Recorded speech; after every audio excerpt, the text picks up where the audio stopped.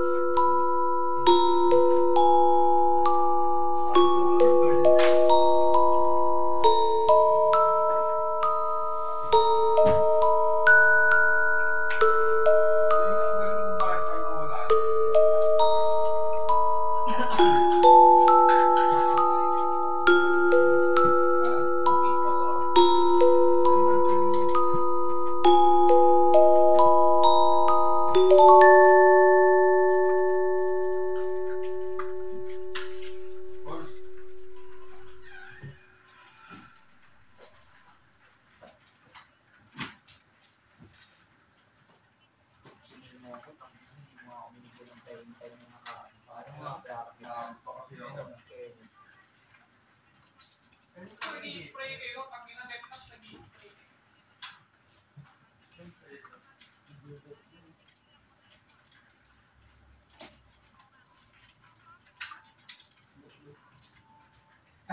Gaga na katitig na yung Reyna.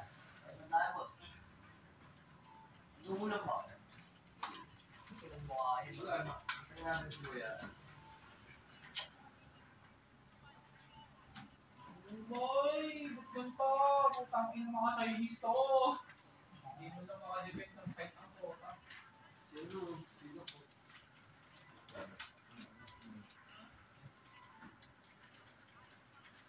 Ay, hindi. Sino ba?